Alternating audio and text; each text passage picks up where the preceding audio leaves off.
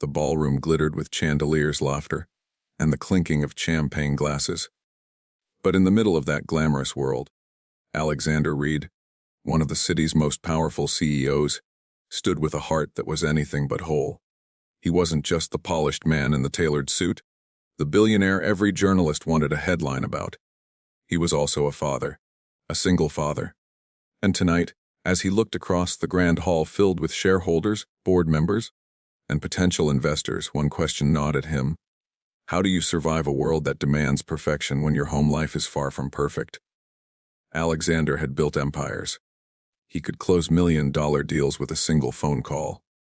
But when it came to raising his 8-year-old daughter, Sophie, after her mother passed away 2 years ago, he felt like a man drowning in silence.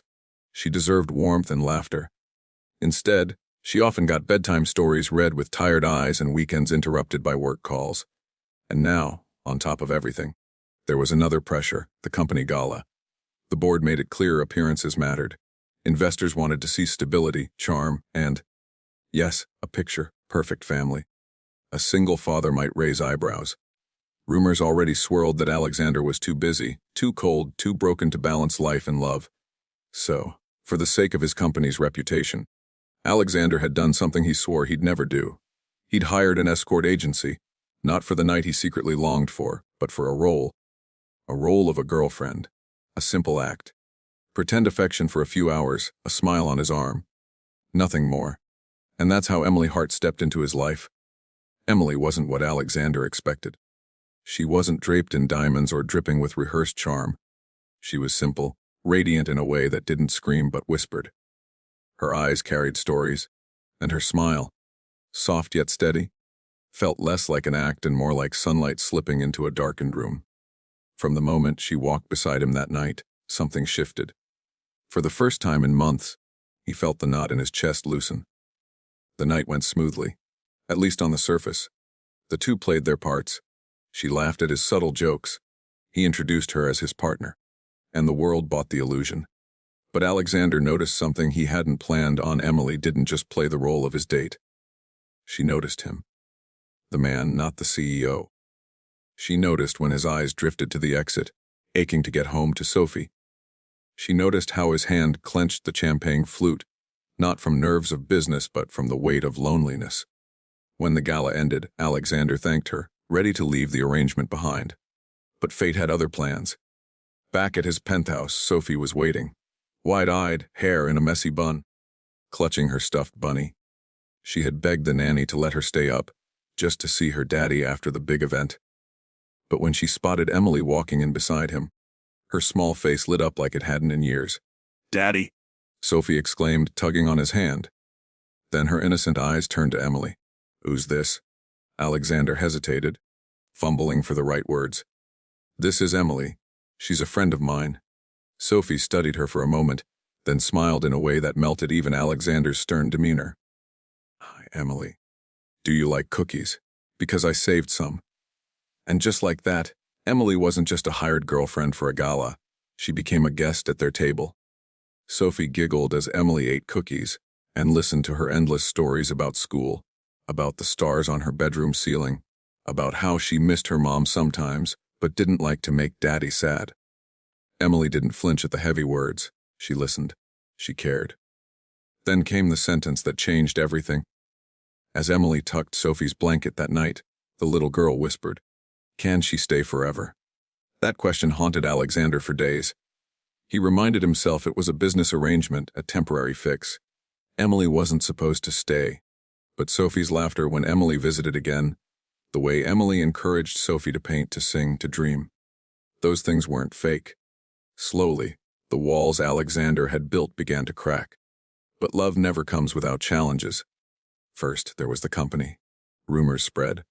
Board members questioned Emily's background. Some whispered she was a gold digger. Paparazzi swarmed. Emily was caught in headlines she never asked for. And Alexander, torn between protecting his heart and his empire, made mistakes. He pushed her away, convinced it was for her safety, for Sophie's stability. Second, there was Sophie's fear. She had already lost her mother. When Emily wasn't around, Sophie clung to Alexander with trembling words. "What if she leaves us too?" The little girl's wounds were raw, and Alexander felt powerless to promise something he couldn't guarantee. And finally, there was Emily's own battle. She wasn't from Alexander's world. She wasn't polished by wealth or status. She had her own past, struggles, debts, dreams she had put on hold. Loving Alexander and Sophie meant stepping into a life that terrified her, one where she would never feel enough. But here's where the story shifts. Instead of letting fear win, they chose courage. Emily stayed, not for the cameras, not for the arrangement, but because she loved them. She proved it in small ways, sitting with Sophie during nightmares, showing Alexander that vulnerability wasn't weakness, reminding him that he wasn't just a CEO, but a man capable of love. Alexander, for the first time in years, put family before business. He confronted the board, declaring that his personal life was not their leverage. He fought the tabloids not with lawyers, but with truth, introducing Emily not as an accessory, but as the woman he loved. And Sophie. She learned that losing her mom didn't mean losing love forever. She found in Emily not a replacement, but a friend, a guide, and eventually, the mother figure her heart had been quietly aching for. By the time Alexander knelt in the garden, asking Emily to marry him, it wasn't a fairy tale ending. It was real. A man with scars, a woman with courage, and a child who finally got her wish for someone to stay forever. Final inspiring message: life doesn't always give us perfect beginnings. Sometimes it hands us broken pieces, loss, and loneliness. But love, when chosen bravely, can stitch those pieces into something stronger. Alexander, Emily, and Sophie's story isn't about wealth or appearances. It's about healing, about finding family in unexpected places, and about the power of staying when it's easier to walk away. To my viewers, if this story touched your heart, let me know in the comments. Have you ever found love or hope when you least expected it? I'd love to hear your thoughts and stories below. And don't forget, subscribe to Be Kind Always for more heartwarming, life-changing stories like this. Your support helps us keep spreading kindness one story at a time. Remember, be kind always.